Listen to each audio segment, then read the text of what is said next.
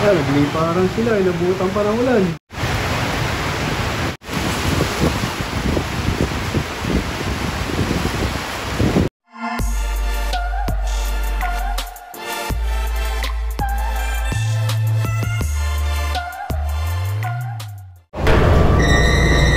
May natulog. Welcome back mga kalapatids. Time check 8:52. Bale, ito nga yung aming mga young bird. Swerte at kumpleto pa rin sila hanggang ngayon mga kalapatids. Tuloy-tuloy, walang mawala o mabawas sa kanila sa ginagawa naming pagtuturo. Kailangan natin i-check isa-isa. Baka mamaya meron ng tinatamaan na sipon. Mahirap nga pagka nagpaligo tapos may isang may sipon dyan o may one eye. Magkakahawa-hawa yan. Mabilis nga ang hawahan sa paliguan o pagka nagpapa-self bath mga kalapatids. Kaya bago kami nagpapa-self bath, sine-check muna namin kung merong may tinatamaan ng sipon. Mukhang okay naman lahat. Madalas nga yan, yung pagka nagkakasipon sila mga kalapatids, yung sunod-sunod na ulan o yung pangit na panahon. Puntahan na.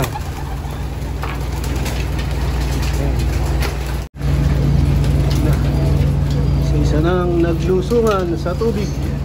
Bali, plain water lang yung nilagay namin doon nga sa paliguan nila mga kalapatids. Hindi kami makapaglagay ng asin. Kaya baka mabulok yung bubong namin. Mapapagalitan kami. Ligong-ligo sila ngayon. Kasi nga nung nakaraang linggo hindi namin sila napapaligo. Masama yung panahon. Makulimlim at madalas umaambon dito. Ngayon namin sila pinapaligo. Dati nga hindi pa sila marunong. Ngayon medyo natututo na silang maligo. Para pag pinakawala namin sila mamaya, presko ang kanilang pakiramdam. Kasi nga mainit yung panahon ngayon. Para nga mapabilis yung paglugo nila mga kalapatids, pinapapaligo namin sila ng isang beses sa isang linggo. Para magpalit agad ng mga lumang balahibo. Mabilis yung molting nila. Masaya sila pagka nakakaligo. Ayan ang mga nagpapagaspasan. Isa yan sa mga nagpapakondisyon sa ating mga alagang kalapati. Bali, ito namang mga breeder ang papapaliguin natin. Saan?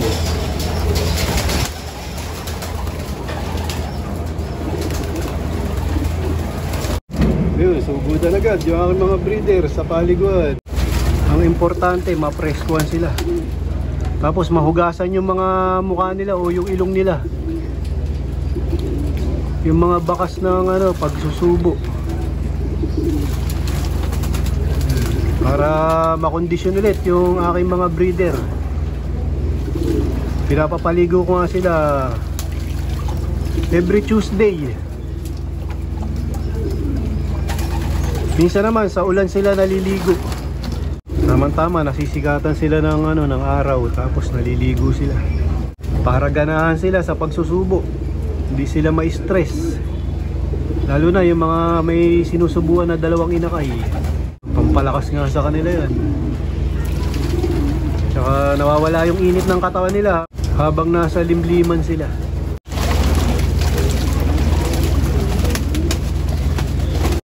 Time check 10:43 AM.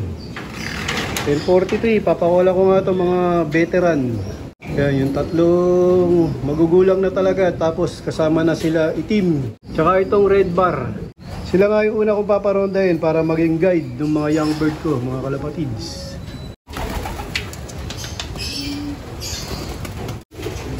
Yan na, nakalabas na sila itim, lumipad na. Bali, ngayon ay pagsasabayin ko na yung single band tsaka yung mga young bird. Pero pare-pares din young bird yan. So ganun pa rin ang nangyayari. Pagsabayin ko, hindi. Talagang lilipad at lilipad pa rin sila. Kaya ang gagawin ko, sasabayan ko na lang sila ng old bird. Para kahit papaano mapigilan yung paglipad nila sa malayo. Ano natin to? Nasa na mga young bird.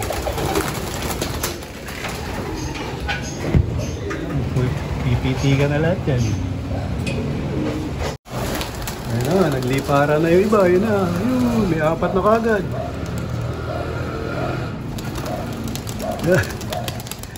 Di para na. Yun o.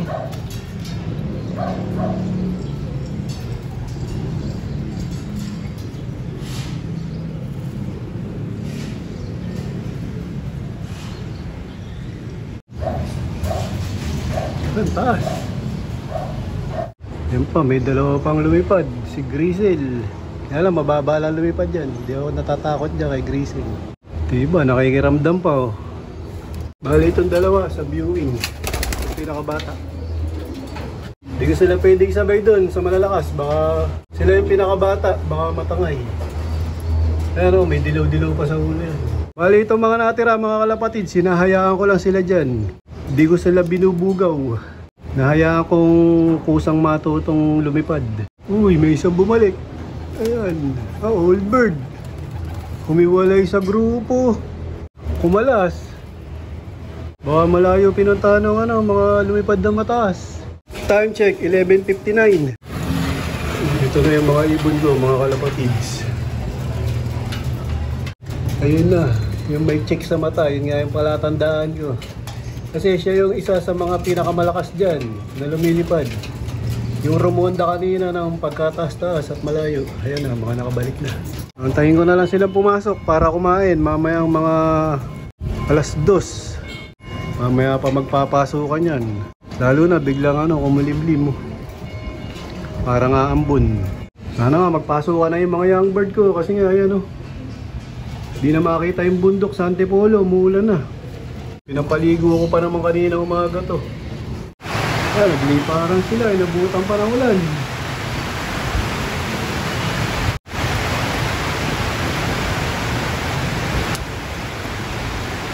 Buti to, nagpasok ano. Ayun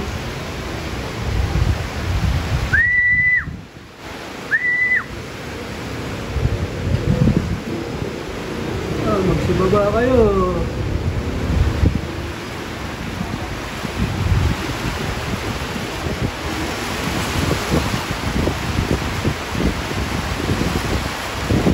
Buti nagsibaba na, inabutan ng malakas na ulan.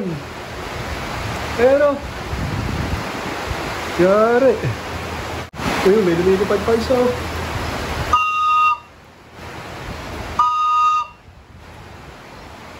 Yari ito. Ayun lang, init-init. Nagdali na naman. Buti na lang, dito naglandingan o bumaba. Di bumaba sa ibang bubong. O hindi, pwede madakma yan pagka nabasa ng husto. Ang asar nga yung ulan, mga kalapatids. Ayan binasa lang yung mga kalapati ko. Kawawa naman. Ayan, umaraw naman Sige, magpatuyo kayo dyan. Grabe yung panahon. Ayun na, ang init-init. Tapos biglang bumuhos ang malakas na ulan. Ayan, nagpapatuyo na sila. Dumaan yung malakas na ulan. Ayun na, nasa Ortigas na. Doon na madilim. Bandang Pasig na. Ayan, pinagpag na nila yung ulan. Time check, 3:13. Ito na yung mga young bird na nasa labas kanina, mga kalapatids. Nagpasukan na. Ito na, huling pumasok. Kain na naman sila ng kalapatids. Breeder mix ni Boss Ronald Gonzales. Ayan, sana kompleto sila. Mamaya ko na sila bibilangin. Pero mukhang kompleto naman, mga kalapatids. Dito ko natatapusin ang video ko para sa araw na to. Please like, share, comment, subscribe. Keep safe. God bless. Ingat, mga kalapatids.